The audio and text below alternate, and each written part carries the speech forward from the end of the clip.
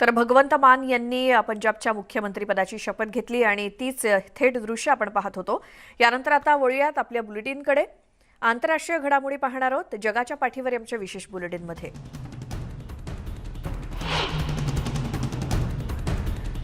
युक्रेनचे अध्यक्ष Volodymyr Zelensky यांनी US काँग्रेसला संबोधित केलं आणि वॉशिंग्टननं नुकत्याच केलेल्या प्रचंड मदत पॅकेजबद्दल त्यांनी आभारही मानले. अमेरिकेचे अध्यक्ष जो बायडेन यांनी युक्रेनला $13.6 अब्ज द्विपक्षीय समर्थन पॅकेज मंजूर केलं, जी पूर्व युरोपीय राष्ट्रांसाठी एक विक्रमी रक्कमच म्हणावी लागेल. लवकरच आणखी $1 अब्ज लष्करी मदत सुद्धा दिली जाणार आहे. झेलेन्स्की यांनी पोलंड, झेक प्रजासत्ताक आणि स्लोवेनियाच्या पंतप्रधानांची देखील भेट घेतली. फॉक्स न्यूजसाठी काम करणारे 2 पत्रकार युक्रेनमध्ये ठार झाले. कीवच्या बाहेर प्रवास करत असलेल्या त्यांच्या वाहनाला अचानक आग लागली. पत्रकार पियरे आणि युक्रेनियन पत्रकार अलेक्झांड्रा साशा कोशेनोवा हॉरेनका इथे झालेल्या घटनेमध्ये ठार झाले आणि रिपोर्टर बेंजामिन हॉल यांना सुद्धा रुग्णालयात दाखल करावं लागलं. पियरे यांनी फॉक्ससाठी इराक, अफगाणिस्तान आणि सिरियामधील संघर्ष सुद्धा याआधी कव्हर केले होते. पोलंड, झेक प्रजासत्ताक आणि स्लोवेनियाच्या पंतप्रधानांनी युक्रेनच्या संकटग्रस्त राजधानी कीवचा प्रवास केला, दौरा केला आणि मंगळवारी शहराच्या मध्यभागी रशियन सैन्याला बॉम्बफेक केले. तरी सुद्धा युक्रेनला पाठिंबा दर्शवण्यासाठी राष्ट्राध्यक्ष व्लोदिमीर झेलेन्स्की यांची भेट या 3ही नेत्यांनी घेतली. युरोपियन युनियनमध्ये युद्धक्षेत्रामध्ये प्रवास करताना सुरक्षेची जोखीम पत्करून हे 3ही नेते ट्रेननं पुढे गेले. इथेच युद्धग्रस्त कीवमध्ये जो इतिहास रचला जातोय, इथेच स्वातंत्र्य जुलमाविरुद्ध लढतंय असं ट्विट मोराविकी यांनी केलं. रशियन सैन्याने युक्रेनची राजधानी कीव आणि देशभरातील इतर शहरांवरती बॉम्बस्फोट केल्यानंतर सोमवारी कीवमधील ढिगाऱ्यामधून नागरिकांना बाहेर काढण्याचं काम आपत्कालीन सेवा करत होत्या. ब्रिटिश ब्रॉडकास्टर स्काय न्यूजच्या दृश्यांमध्ये शहरातील उद्ध्वस्त झालेल्या इमारती आणि जळून खाक झालेली वाहनं दिसत होती. तर अग्निशमन दल उत्तर ओबोलन्स्की जिल्ह्यातील एका इमारतीमधील रहिवासी आणि त्यांच्या मालमत्तेचं रक्षण करण्याचं काम युद्धपातळीवर करत होते. कारण अधिकाऱ्यांनी सांगितलं त्यानुसार रशियन तोफखान्याच्या आगीचा फटका त्या इमारतीला बसला होता. युक्रेनच्या पश्चिमेकडील लीव्ह शहरात काही मुलं शाळेमध्ये परत येऊ लागले. त्यांचे पूर्वीचे शिक्षक, वर्गमित्र किंवा त्यांचे पूर्वीचे जीवन मात्र आता रशियन बॉम्बस्फोटामुळे तसं पहिल्यासारखं राहिलेलं नाही, पूर्णपणे उद्ध्वस्त झालंय. शाळेच्या नियोजित सुट्टीनंतर सोमवार हा युक्रेनियन मुलांसाठी शाळेचा पहिला दिवस होता खरं तर. मात्र हजारो लोक त्यांची घरदारं आणि देश सुद्धा सोडून गेलेत. इतर लोक देशभरातील बॉम्बपासून सुरक्षित आश्रयस्थानांमध्ये आसरा घेत आहेत. त्यामुळे बरीच मुलं शाळेमध्ये येऊ शकली नाहीत. मारियोपोलमध्ये रशियन सैन्यावरती चिलखती वाहनांमधून सैनिक गोळीबार करत असल्याचं footage Ukrainian National Guard, national आर्मीच्या बरोबरीनं लढणाऱ्या निमलष्करी पोलीस दलानं प्रसिद्ध केलं. युक्रेनियन नॅशनल गार्डच्या स्पेशल फोर्सेस युनिट अझोवनं हे फुटेज प्रसिद्ध केलं. वाहनाच्या आतील मॉनिटरवरती दाखवल्याप्रमाणे रशियन वाहक आणि सैन्यावरती वाहनातून गोळीबार होत असल्याचं दिसलं. हे युनिट अखेरीस युक्रेनच्या नॅशनल गार्डचा भाग बनलं आणि त्याचे बरेचसे सैन्य बेलेस्किनात स्थापन केलेल्या नॅशनल कॉर्प्स या अत्यंत उजव्या राजकीय गटाचे सदस्य आहेत.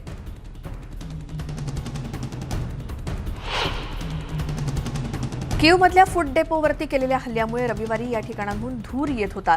इथे कोणी जखमी झालं नाही किंवा सुदैवानं जीवितहानी झालं नाही असं युक्रेनच्या इमर्जन्सी सर्व्हिसेसकडून निवेदनात सांगण्यात आलंय. राजधानीच्या आजूबाजूच्या भागातल्या काही उपनगरात सुद्धा रात्रभर गोळीबार झाला आणि रविवारी क्षेपणास्त्र हल्ल्यामुळे अन्नसाठ्याचं हे गोदाम नष्ट झालं. 2 अमेरिकन पत्रकारांना घेऊन जाणाऱ्या कारवरती रशियन सैन्यानं गोळीबार केला, ज्यात ब्रेंट रेनॉल्ड यांचा मृत्यू झाला तर जुआन एरेडोंडो हे जखमी झाल्याची माहिती कीव पोलिसांनी त्यांच्या अधिकृत वेबसाईटवरून दिली.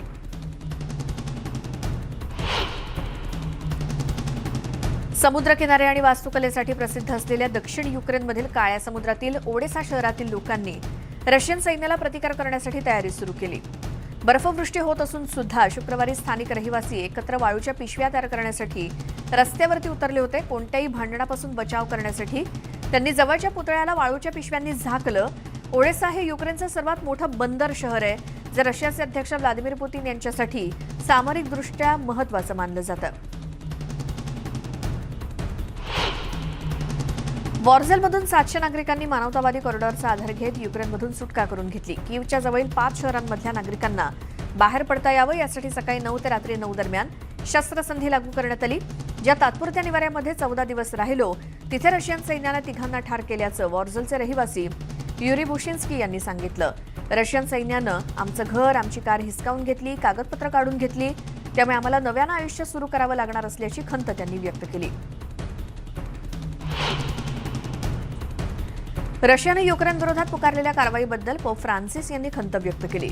युद्धात लहान मुलं, निशस्त्र नागरिकांना ठार करणं या क्रौर्याचा त्यांनी निषेध केला. निदान देवाचं स्मरण करून हे हत्याकांड थांबवा अशी विनंती त्यांनी रशियाला केली. या आक्रमणात युक्रेन देशाची अवस्था पाहून दुःख होत असल्याचं ते म्हणाले. सेंट पीटर्स स्क्वेअर चौकात 25,000 जण पोप फ्रान्सिस यांचे विचार ऐकण्यासाठी एकत्र आले होते. उपस्थितांपैकी काहींनी युक्रेनचे झेंडे हातात धरले होते.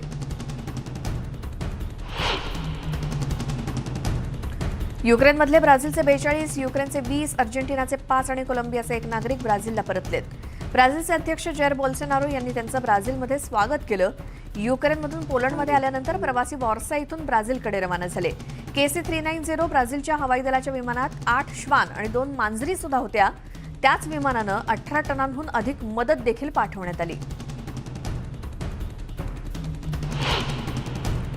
रशियन आक्रमणामुळे युक्रेनमधून लाखोंनी स्थलांतर केलं. युक्रेनमधील स्त्रिया आणि मुलं युक्रेनच्या सीमा ओलांडून जात असताना असुरक्षित असल्याचं म्हटलं जात आहे.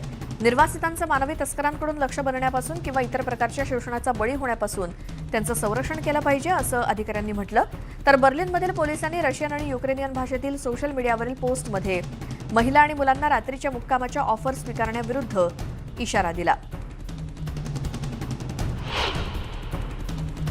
रशियानं युक्रेनवर केलेल्या हल्ल्याचा इस्रायलमध्ये निषेध करण्यात आला. Stop the war, stop Putin, stand with Ukraine अशा घोषणा यावेळी देण्यात आल्या. युक्रेनला मदत करण्यासाठी जगभरातून हवी तशी मदत मिळत नसल्याचं नागरिकांचं मत होतं. युक्रेनला लष्करी मदतीची गरज नागरिकांनी व्यक्त केली आणि इस्रायलचे युक्रेन आणि रशिया या दोन्ही देशांशी चांगले संबंध आहेत. युक्रेनमधील युद्धाचे आर्थिक परिणाम आता समोर येताना दिसत आहेत. स्वीडिश सरकारनं सोमवारी इंधन दर कपातीचा निर्णय घेतला असून कमी उत्पन्न असलेल्या कुटुंबांना आर्थिक मदत केली जाते. अर्थमंत्री मिकेल डॅमबर्ग यांनी युद्धामुळे निर्माण झालेला आर्थिक परिणाम दीर्घकाळ आपल्याला सोसावे लागणार असल्याचं सांगत संयम ठेवण्याचा सल्ला स्वीडिश जनतेला दिला. सोशल डेमोक्रॅटिक अल्पसंख्याक सरकारनं 14 अब्ज क्रोनर किमतीचं एक मदत पॅकेज सादर केलं, ज्याला 349 सीट्स रिक्सडेगनमध्ये मंजुरी आवश्यक आहे. या प्रस्तावात इंधन करामध्ये तात्पुरती कपात, पेन्शनधारकांना मदतीचा हात, स्कॅन्डिनेव्हियन देशाच्या काही भागांमध्ये विजेच्या किमतीची भरपाई आणि मुलांसह कमी उत्पन्न असलेल्या कुटुंबांसाठी वाढीव गृहनिर्माण भत्ता यांचा समावेश आहे.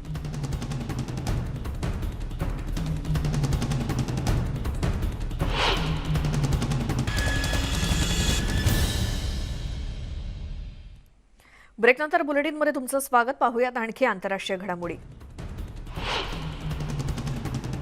अमेरिकेतल्या अरिझोनामध्ये 60 वर्षांपूर्वी झालेल्या 4 वर्षांच्या मुलीच्या मृत्यूप्रकरणी काही गोष्टींचा उलगडा झालाय. यावापाई काउंटी शेरिफच्या ऑफिसनं दिलेल्या माहितीनुसार या मुलीची ओळख पटली. न्यू मेक्सिकोमध्ये राहणाऱ्या शेरॉन ली गॅसलोस या मुलीचा तो मृतदेह असल्याचं स्पष्ट झालं. 31 जुलै 1960ला हा अरिझोनातल्या काँग्रेसमध्ये मृतदेहाचे अवशेष सापडले होते आणि तिच्या अंत्यसंस्कारांसाठी ऑरिझोना कम्युनिटी ऑफ प्रेस्कॉटकडून निधी जमा करण्यात आला होता आणि अंत्यसंस्कारांवेळी जतन केलेल्या अवशेषांचं DNA परीक्षण करून पोलिसांनी हा छडा लावला. स्थानिक रेडिओ चॅनलचे निवेदक आणि त्यांची पत्नी मुलीचे पालक म्हणून अंत्यसंस्काराच्या वेळी उपस्थित होते. शेरॉनचे अलामोगोर्डो इथून अपहरण करण्यात आलं होतं, पण अपहरण कुणी केलं आणि हत्या कोणत्या उद्देशाने केली या प्रकरणाचा उलगडा करण्याचा पोलीस प्रयत्न करतायत. चीनच्या जिलिन प्रांतात कोरोनाच्या संसर्गाची लागण मोठ्या प्रमाणात होताना दिसते, त्यामुळे काळजीचा भाग म्हणून RT-PCR चाचणीचा वेग वाढवण्यात आलाय. व्हायरसचा पुढील प्रसार टाळण्यासाठी रहिवाशांना घरीच राहण्याचा सल्ला देण्यात येतोय. प्रांतीय राजधानी चांगचून इथे अनावश्यक व्यवसाय बंद ठेवण्याचे आदेश देण्यात आलेत आणि शहराची सार्वजनिक वाहतूक देखील बंद करण्यात आली आहे. पण खाद्यपदार्थ आणि इतर आवश्यक वस्तूंची विक्री करणारी दुकानं सुरूच आहेत. शिवाय आरोग्य यंत्रणा सज्ज असून सुमारे 1200 खाटांची 3 तात्पुरती रुग्णालयं सौम्य लक्षणं असलेल्या रुग्णांना उपचारासाठी तयार करण्यात आली आहेत आणि 4थ्याचं बांधकाम सुरू आहे. पेरू देशात जानेवारीच्या मध्यात झालेल्या तेलगळतीनंतर किनाऱ्यांवरती मोठ्या प्रमाणात स्वच्छता मोहीम राबवण्यात आली. याद्वारे समुद्री किनाऱ्यांचं रक्षण करण्याचं आवाहन केलं जात आहे. 8000 नागरिकांनी यात पुढाकार घेतला. तेलगळतीमुळे 5000 जणांच्या उदरनिर्वाहाचा प्रश्न उभा राहिला होता. किनारा स्वच्छतेचं काम 92% पूर्ण झाल्याचं गळतीला कारणीभूत रेप्सोल कंपनीकडून सांगण्यात आलं. प्रिन्स चार्ल्सनं 14 मार्च रोजी लंडनमध्ये कॉमनवेल्थ दिन साजरा केला. यावेळी प्रिन्स चार्ल्स कॉमनवेल्थ समुदायाच्या सदस्यांसोबत सहभागी झाले होते. Patricia Janet Scotland, baronet Scotland of Asthal यांनी आयोजित केलेल्या या विशेष कार्यक्रमात प्रिन्स ऑफ वेल्स यांच्यासह हाय कमिशनर, कॉमनवेल्थ संघटनेच्या सदस्यांसह अनेक मान्यवर उपस्थित होते.